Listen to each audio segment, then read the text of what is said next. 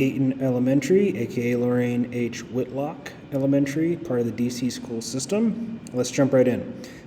So this is the budget breakdown of the school. As you can see, there's a total yearly budget is about $4.4 million, which is up 1% from last year. And the way DC allocates their funds is based on a few main factors, such as how many students attend the school, how many special needs are recorded, and what staff are available there to teach them. And according to the census that the school conducted, there was a drop of about 10% in enrollment, 22 students left. But the percentage of at-risk students is still very high, nearly 90%. So this means that the school is guaranteed not to have any cuts to their at-risk funding. And they're also eligible for additional municipal funds from things like the Mayor's Recovery Fund. And moving on to the PowerPoint. So here is a better breakdown. Ayton is one of the least funded schools in the DC area. You can see this on the right side here compared to the other DC schools. And they are trying to make the most of their money. As you can see, a lot of it is allocated towards teaching staff salary. So more than a quarter of the funds, as you can see here, are allocated towards generalist staff and art teachers. A fifth goes towards admin, and the rest is divided up to learning support. And there are several different types of learning support. According to their mission statement, they are focused on providing a positive and safe experience for every student, which is an appropriate mission considering that so many are labeled at risk. But is it meeting the mission statement and next year goals? I mean, that'll be determined in hindsight, but according to their budget, I believe they can. However, there are a few budgetary adjustments that I'll recommend. I'll get to that in a moment. Hopefully that would achieve the goal. According to their budget,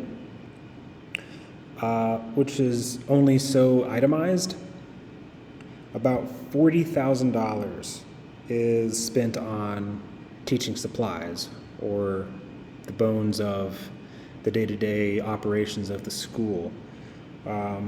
This would suggest that they are getting enough of what they need. This is an appropriate cost for the tools that they utilize. Possibly they're getting it through subsidies, or they are just scraping by. A lot of DC schools are underfunded and in communities of limited privileges.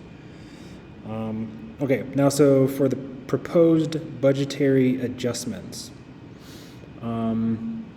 First, the 4% reduction to admin salary, because that's over $500,000.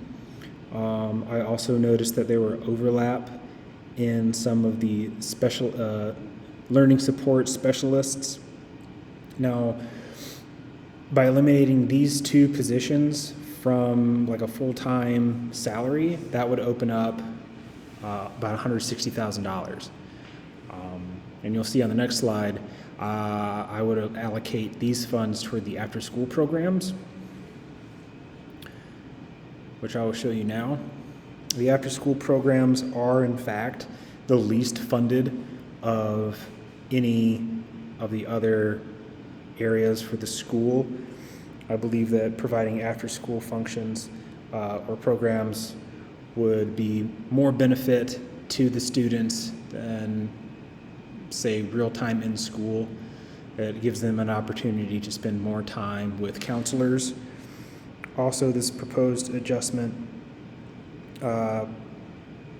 leaves room for not completely eliminating those support specialists. So I propose utilizing their skills outside of the school, possibly more in a part-time capacity, in conjunction with other community volunteers or hopefully student teachers, so they can gain experience and insight from professionals already working the job. The rest of that money could also be spent towards a host of other benefits listed on the side there on the left: meals, social groups, mentoring, sports and play facilities, tutoring. Yeah. So thank you for watching my presentation, and see you in the cohort.